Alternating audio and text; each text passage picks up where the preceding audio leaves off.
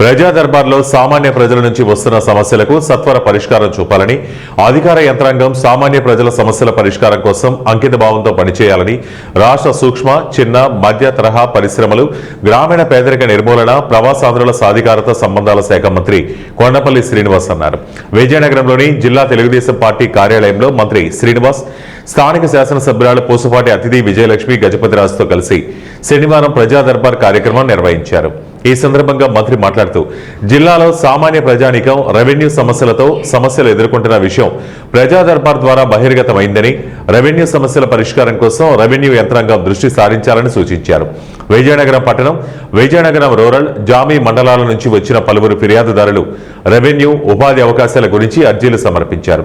ప్రజా దర్బారులో వచ్చిన 18 అర్జీలలో 15 అర్జీలు రెవెన్యూ సమస్యలపై రావడం జిల్లాలో రెవెన్యూ సమస్యల తీవ్రతను తెలియజేస్తోంది. మరో 3 అర్జీలు ఉపాధి అవకాశాలకు సంబంధించిన విజ్ఞప్తులు వచ్చాయి.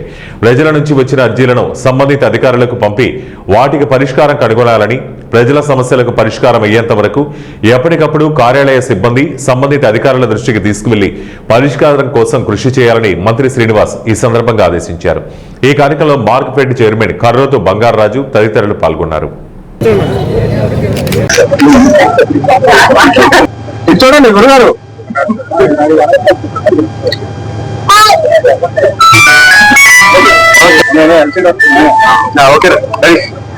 గౌరవ ముఖ్యమంత్రి గారు సీఎం రిలీఫ్ ఫండ్ ఆరోగ్యశ్రీలో ఏదైతే ఆపరేషన్స్ ఏదైనా కవర్ అవ్వకపోతే, హెల్త్ కేర్ ఏదైనా కవర్ అవ్వకపోతే వాళ్ళకి ఆర్థిక సాయం కింద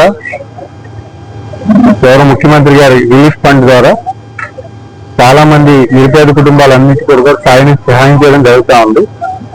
ముఖ్యంగా గజపతినగర్ నియోజకవర్గానికి సుమారు 1,50 లక్షలు సీఎం రిలీఫ్ ఫండ్ ద్వారా అనేక మంది ఈరోజు సుమారు 3 లక్షల రూపాయలు విలువ చేసినటువంటి చెక్స్ అందించడం జరిగింది.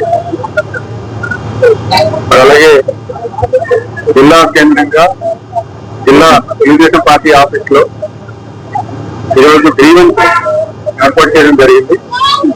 గ్రీవెన్స్ లో ప్రధానంగా వచ్చినటువంటి ఇష్యూస్ అన్ని కూడా మేము రిక్వెస్ట్లు చేయడం జరిగింది.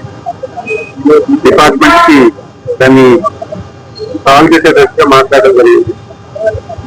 నేను గౌరవ ముఖ్యమంత్రి గారు ఎప్పుడు కూడా ప్రజలతో ఉండమని, ప్రజల సమస్యల పట్ల పనిచేయమని మా అందరికీ కూడా విజ్ఞప్తి చేస్తున్నారు.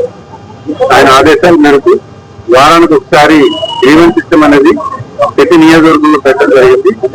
ఈరోజు నేను జిల్లా పార్టీ కేంద్రాలలో గ్రీవెన్స్ సిస్టమ్ పార్టిసిపేట్ చేసి ఎవరైతే ఇష్యూస్ తీసుకొచ్చారో దాన్ని సాల్వ్ చేసేటప్పుడు పనిచేస్తాను.